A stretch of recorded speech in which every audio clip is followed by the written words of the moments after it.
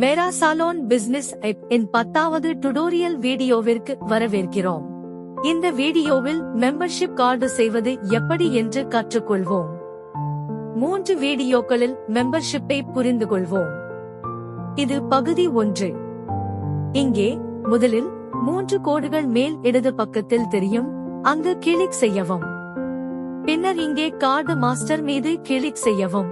கீழே உள்ள உருவாக்கு அட்டையை கிளிக் செய்யவும்.